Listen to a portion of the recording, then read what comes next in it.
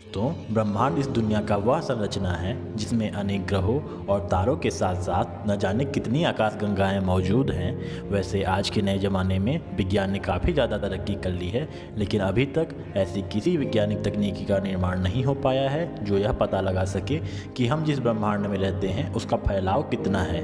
हमारे वैज्ञानिक आज भी इस ब्रह्मांड में मौजूद कई रहस्यों को सुलझाने की कोशिश कर रहे हैं, जैसे सूर्य, मंगल आदि जैसे कई ग्रहों के बारे में लगातार खोजें की जा रही हैं। और दोस्तों, इन्हीं में से दो नाम मल्टीवर्स और पैरेलल यूनिवर्स काफ़ी ज़्यादा चर्चा का विषय बने हुए हैं। इसके अलावा दोस्तों, आजकल एवेंजर जैसी कई हॉलीवुड मूवी भी बनाई जा चुकी हैं जिसके बारे में विस्तार से बताया जा चुका है। ऐसा कहा जाता है कि हमारी सृष्टि में एक नहीं बल्कि कई सारे ब्रह्मांड मौजूद हैं जिन्हें मल्टीवर्स यानी कि अनंत ब्रह्मांड के नाम से भी जाना जाता है। इस तरह समांतर ब्रह्मांड का भी एक सिद्धांत होता है। ऐसा बताया जाता है कि हमारी सृष्टि में एक नहीं बल्कि कई सारे ब्रह्मांड मौजूद हैं जिन्हें मल्टीवर्स यानी कि अनंत ब्रह्मांड के नाम से भी जाना जाता है। इसी तरह समांतर ब्रह्मांड का भी सिद्धांत होता है। ऐसा बताया जाता है कि हमारे सृष्टि में हमारे ब्रह्मांड की जैसे कई छोटे छोटे ब्रह्मांड मौजूद हैं जिन्हें पैरेलल यूनिवर्स के नाम से भी जाना जाता है।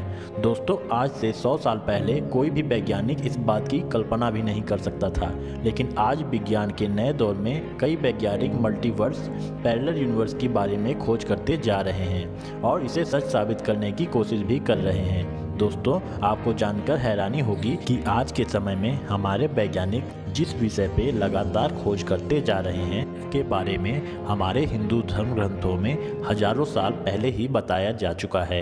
अगर आप भी जानना चाहते हैं इसके बारे में विस्तार से तो बने रहिए हमारे साथ वीडियो के अंत तक। दोस्तों, विज्ञान के मुताबिक ऐसा बताया जाता है कि जिस ब्रह्मांड की उत्पत्ति एक महाविस्फोट से हुई थी और समय के साथ साथ धीरे धीरे फैलता भी जा रहा है। कई वैज्ञानिक सिद्धांतों के मुताबिक यह बताया जा चुका है कि हमारी सृष्टि में एक तरह के दिखने वाले कई ब्रह्मांड मौजूद हैं जिन्हें मल्टीवर्स या पैरेलल यूनिवर्स के नाम से भी जाना जाता है। इसके अलावा वैज्ञानिकों की यह बात बहुत ही एक्सपेरिमेंट में भी साबित हो चुकी है और इसी के साथ साथ वैज्ञानिक सिद्धांत हमारे धर्म ग्रंथों में 1000 साल पहले ही विस्तार से बताया जा चुका है। दोस्तों, आज से 100 साल पहले वैज्ञानिक तकनीकी इतनी ज्यादा विकसित नहीं हुई थी जिस वजह से हमारे ग्रंथों में लिखी गई बात को सच न मानकर एक कल्पना बताया जाता था।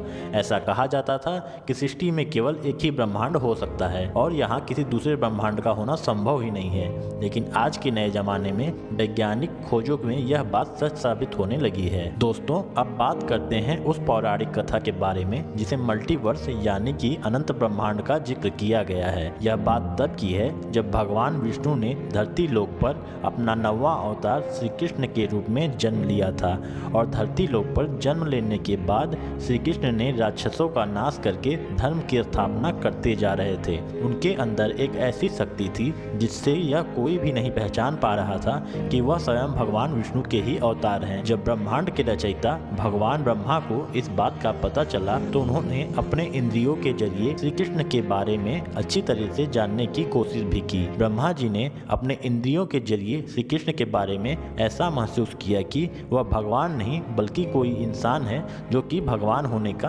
दावा कर रहा है।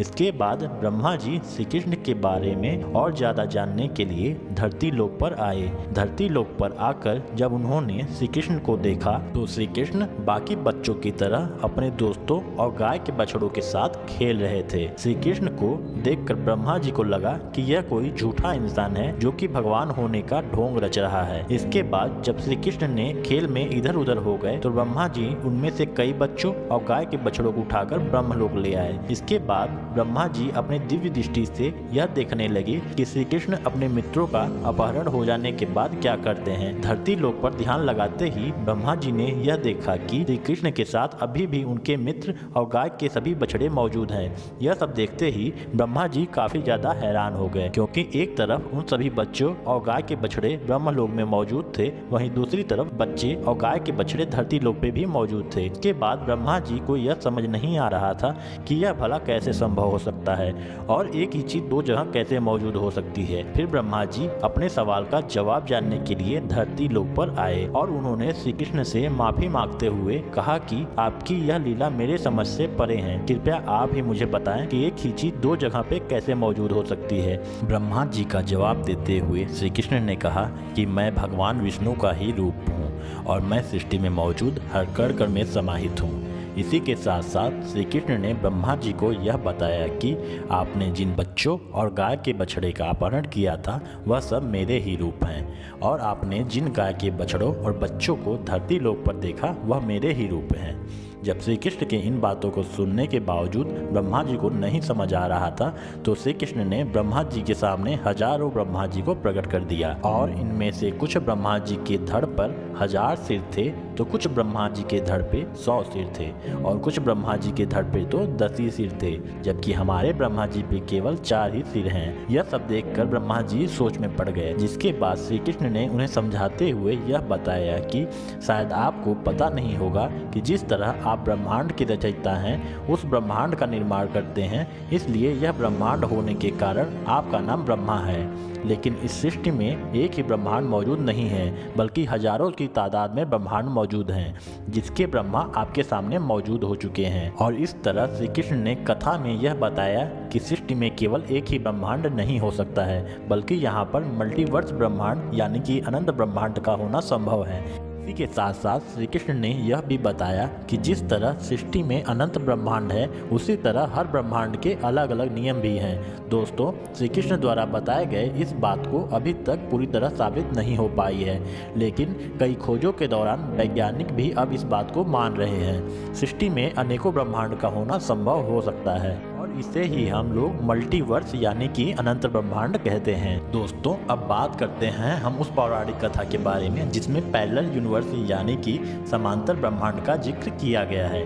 दोस्तों, यह बात उस समय की है जब भगवान विष्णु ने श्री राम के रूप में धरती पर अवतार लिया था और उन्होंने अपने इस अवतार में रावण जैसे पापी राक्षस का अंत करके पृथ्वी पर धर्म की पुनर्स्थापना की थी। और इसी के साथ साथ धरती लोक पर जब श्री राम का उद्देश्य समाप्त हो चुका था तो वह वापस बैकुंठ लोक जाना चाहते थे और साथ साथ हनुमान जी को मल्टीवर्स यानी कि पैरेलल यूनिवर्स का संदेश भी देना चाहते थे। लेकिन उन्हें यह बात अच्छे से पता थी कि उनके सबसे बड़े भक्त श्री हनुमान उन्हें अपने से दूर नहीं जाने देंगे। इसके बाद भगवान श्री राम ने एक योजना बनाई और धरती के अंदर छोटी सी दरार बनाकर उसमें अपनी अंगूठी फेंक दी। अंगूठी के अंदर गिरते ही भगवान श्री राम ने हनुमान जी को बुलाया और उनसे अपनी अंगूठी वापस लाने को कहा। भगवान राम की इस बात को सुनते ही हनुमान जी अपने शरीर को छोटा आकार कर लिया और धरती के नीचे धरातल की ओर जाने लगे। इसके बाद हनुमान जी नीचे जाते ही जैसे धरती के अंत में पहुंच गए, वहां उन्हें नागलोक के देवता वासुकी नाग को देखा। हनुमान जी ने वासुकी नाग से मिलते ही उन्हें नमस्कार किया और उनसे पूछा कि यहाँ मेरे प्रभु श्री राम की अंगूठी गिर गई है, आपने उसे देखा है? हनुमान जी की इस बात को सुनते ही वासुकी नाग ने उनसे पूछा कि आप कौन से वाले श्री राम की बात कर रहे हैं? हनुमान जी वासुकी नाग के इस सवाल को सुनकर काफ़ी ज़्यादा हैरान हो गए। इससे पहले कि वह कुछ जवाब देते, वासुकी नाग जी ने उन्हें अंगूठी के एक पहाड़ की तरफ इशारा करते हुए कहा, वहाँ आपके प्रभु श्री राम की अंगूठी मिल सकती है। यह सुनकर हनुमान जी वासुकी नाग से काफ़ी ज़्यादा प्रसन्न हुए और अंगूठी की पहाड़ की तरफ जाने लगे। पहाड़ के पास पहुँचते ही हनुमान जी ने देखा कि वहाँ हजारों अंगूठी मौजूद हैं और सारी अंगूठियाँ उसी तरह की दिख रही हैं जैसे कि श्री राम ने अंगूठी पहन रखी थी। यह देखकर हनुमान जी काफ़ी ज़्यादा हैरानी में पड़ गए और सोचने लगे कि यहाँ तो प्रभु श्री राम की केवल एक ही अंगूठी गिरी थी, तो बाकी फिर इतनी सारी अंगूठियाँ यहाँ कैसे आ गई। इसके बाद हनुमान जी ने वासुकी नाग को अपनी मदद के लिए बुलाया और उनसे पूछा, इनमें से प्रभु श्री राम की अंगूठी कौन सी है?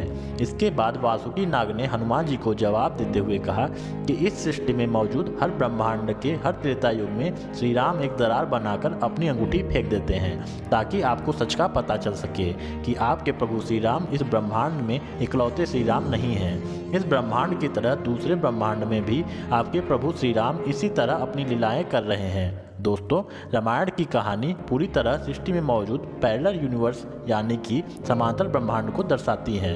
इससे हमें यह पता चलता है कि हमारा ब्रह्मांड अनंत है, जिसका कोई अंत नहीं है। वैसे दोस्तों, कमेंट करके हमें ज़रूर बताइए कि इस वीडियो को देखने से पहले क्या आपको मल्टीवर्स या पैरेलल यूनिवर्स की जानकारी थी या नहीं। और जाने से पहले वीडियो को लाइक करें, शेयर करें और ऐसी ही वीडियो के लिए हमारे चैनल को सब्सक्राइब करके बेल नोटिफिकेशन को ऑन कर दें। धन्यवाद है। और सारी अंगूठियां उसी तरह की दिख रही हैं जैसी कि श्री राम ने अंगूठी पहन रखी थी। यह देखकर हनुमान जी काफ़ी ज़्यादा हैरानी में पड़ गए और सोचने लगे कि यहाँ तो प्रभु श्री राम की केवल एक ही अंगूठी गिरी थी, तो बाकी फिर इतनी सारी अंगूठियाँ यहाँ कैसे आ गई। इसके बाद हनुमान जी ने वासुकी नाग को अपनी मदद के लिए बुलाया और उनसे पूछा, इनमें से प्रभु श्री राम की अंगूठी कौन सी है। इसके बाद वासुकी नाग ने हनुमान जी को जवाब देते हुए कहा कि इस सृष्टि में मौजूद हर ब्रह्मांड के हर त्रेता युग में श्री राम एक दरार बनाकर अपनी अंगूठी फेंक देते हैं, ताकि आपको सच का पता चल सके कि आपके प्रभु श्री राम इस ब्रह्मांड में इकलौते श्री राम नहीं हैं। इस ब्रह्मांड की तरह दूसरे ब्रह्मांड में भी आपके प्रभु श्री राम इसी तरह अपनी लीलाएं कर रहे हैं। दोस्तों, रामायण की कहानी पूरी तरह सृष्टि में मौजूद पैरेलल यूनिवर्स यानी कि समांतर ब्रह्मांड को दर्शाती है। इससे हमें यह पता चलता है कि हमारा ब्रह्मांड अनंत है, जिसका कोई अंत नहीं है। वैसे दोस्तों, कमेंट करके हमें ज़रूर बताइए कि इस वीडियो को देखने से पहले क्या आपको मल्टीवर्स या पैरेलल यूनिवर्स की जानकारी थी या नहीं। और जाने से पहले वीडियो को लाइक करें, शेयर करें और ऐसी ही वीडियो के लिए हमारे चैनल को सब्सक्राइब करके बेल नोटिफिकेशन को ऑन कर दें। धन्यवाद।